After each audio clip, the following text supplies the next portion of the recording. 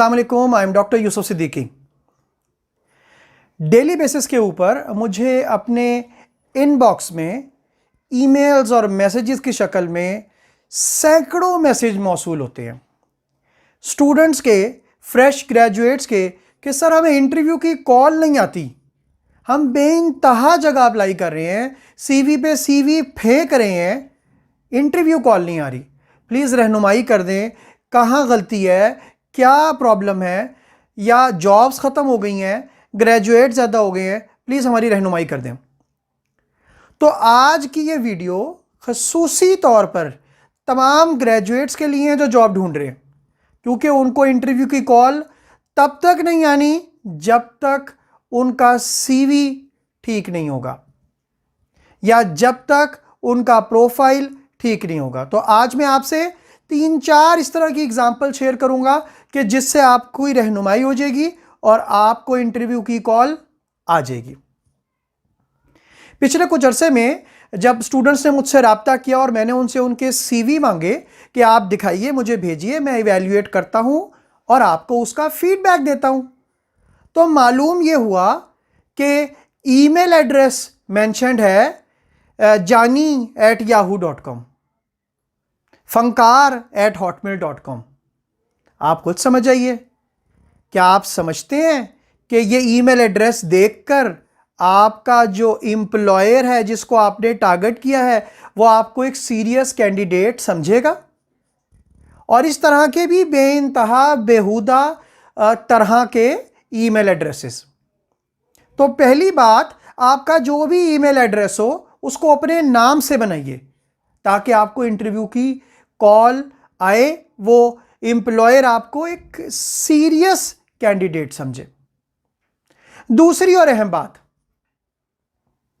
Numbers, contact number. जब contact number देखते हैं तो 4-4 कॉन्टैक्ट नंबर्स सीवी के ऊपर गिवन है। खुदा के बंदे, अगर 4 मोबाइल सिम्स आपने रखी हुई हैं, आप सीईओ कंपनी के हैं माशाल्लाह, आप नौकरी ढूंढ रहे हैं, एम्प्लॉयर को कोई एक कॉन्टैक्ट नंबर दीजिए जिसके ऊपर आपसे वो राब्ता कर सके, जो 24 घंटे अवेलेबल हो। जब वो आपको राब्ता करते हैं तो वो आपकी रात वाली सिम होती है, जब वो दिन में राब्ता करते हैं तो दिन में वो किसी और टाइम की सिम होती है। एक आपने एसएमएस के लिए रखी हुई है, एक आपने इंटरनेट पैकेज के लिए रखी हुई है, एक आपने कॉल करने के लिए रखी हुई है, एक आपने नाइट पैकेज के लिए रखी हुई है। मेरे भाई, आपने जॉब करनी है और अगर समझते हैं तो अपने इस भाई की एडवाइस को सुन लें और कोई एक नंबर जो कि 24 घंटे अवेलेबल हो, ऑन हो, उस नंबर के ऊपर को अपने सीवी में मेंशन करें। इसी तरीके से आपका लिंक्डइन का प्रोफाइल बहुत ही अहम बात है। जितने भी बच्चे, स्टूडेंट्स, फ्रेश ग्रेजुएट्स ख़ुसूसी तौर पे जब राब्ता करते हैं और मैं उनका लिंक्डइन प्रोफाइल उनके साथ बैठ के रिव्यू करता हूं, तो अंदाज़ा ये होता है कि ख़ुसूसी तौर पे अगर फॉर एग्जांपल ख़वातीन की बात करें, बच्चियों की बात करें, सो वो मेहंदी वाले हाथ प्रोफाइल पिक्चर के तौर पे लगे हुए हैं, किसी बच्चे का मुंह प्रोफाइल पिक्चर के तौर पे लगा हुआ है, किसी लड़के ने शेरवानी में अपनी प्रोफाइल पिक्चर लगाई हुई है। मेरे भाई, मेरे बच्चों, कोई तो ख्याल करो, कुछ तो सोचो। फेसबुक और लिंक्डइन में कोई तो फ़र्क रखो। लिंक्डइन एक प्रोफेशनल प्लेटफॉर्म है जिसके ऊपर आपका एम्प्लॉयर आपको जाके देख सकता है, आपके बारे में जान सकता है। तो अपना प्रोफाइल तो प्रोफेशनल तरीके से बनाएं, उसके ऊपर अपनी प्रोफेशनल तस्वीर रखें, ना कि अपने फुप्पो के वलीमे की। अगर आपकी पिक्चर वो किसी वलीमे की है, उसके ऊपर आपका एम्प्लॉयर जिसको आप सोच रहे हैं कि वो आपको बुलाएगा, वो आपको नहीं बुलाएगा, सिर्फ वलीमे पे ही बुलाएगा, क्योंकि उसको पता लग गया है कि आप एक वलीमे वाले कैंडिडेट हैं।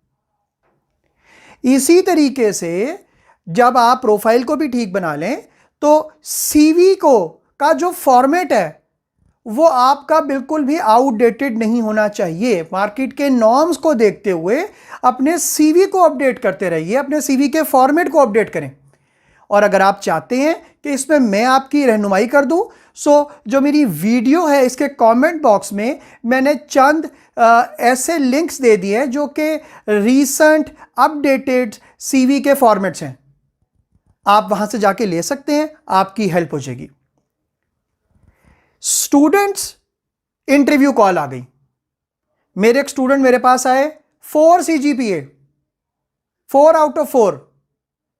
कहने लगे सर परेशान हूं, CV पे CV दे रहा हूं, समझ नहीं आ रही मुझे मैं क्या करूं, जहां से कॉल आ भी जाती है तो मेरी सिलेक्शन नहीं होती।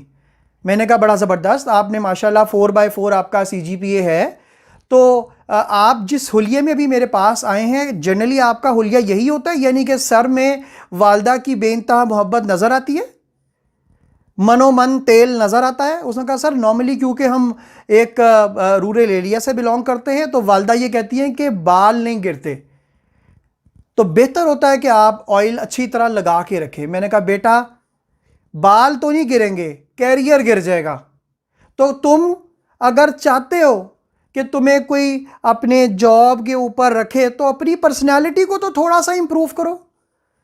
यही काम हमने, जब अगर इंटरव्यू की कॉल आ भी जाती है तो उस सूरत में आपने मेक श्योर करना है कि आपकी पर्सनालिटी, आपका the way you look, the way you dress, the way you speak should reflect what you are actually.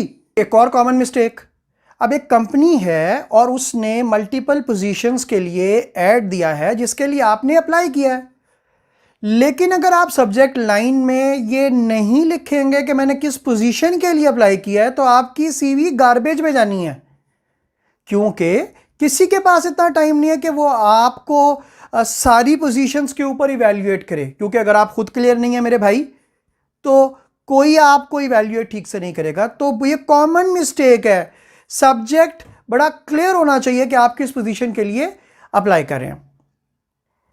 एक और इंपॉर्टेंट बात जो मैं अक्सर मुझे नजर आना शुरू हुई है, एक साहब इंटरव्यू देने के लिए मेरे पास आए, वो देखने से ऐसा नहीं लग रहा था कि वो MBA हैं, जबकि उनके CV पे MBA लिखा था। मैंने CV देखा, उनकी तरफ देखा, फिर CV की तरफ देखा, फिर उनकी तरफ देखा, और मैंने उनसे यह पूछा कि क्या आप वाकई MBA हैं? आप हैरान होंगे कि वो मुझसे ज्यादा हैरान हो गए। कहने लगे जी MBA? मैं तो BA हूं, ये कोई स्पेलिंग मिस्टेक हो गई है। तो खुदारा ये स्पेलिंग मिस्टेक ना करें, फेक CV मत बनाएं। अगर आपने ट्रेनिंग्स नहीं की मत लिखें, आपने सर्टिफिकेट्स नहीं किए मत लिखें, आपने क्वालिफिकेशन वो लिखें जो आपकी ओरिजिनल है। कभी भी झूठ बोल के जॉब लेने की कोशिश ना करें। और मैंने एक दो नहीं सैकड़ों लोगों को जॉब के ऊपर टर्मिनेट होते हुए देखा है कि बाद में कंपनी को पता लगा कि इसके डॉक्यूमेंट्स जाली थे, इसने CV पे MBA लिखा था, ये MBA नहीं था।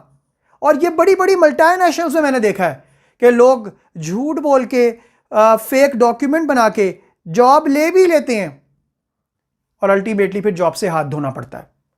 तो आपने झूठ नहीं बोलना, आपने, आपका CV आपका रिप्रेजेंटेटिव है, आपको पता होना चाहिए कि मेरा रिप्रेजेंटेटिव बिल्कुल ठीक बात करे, तो आपको अपने आप को प्रॉपर तरीके से रिप्रेजेंट कराइए।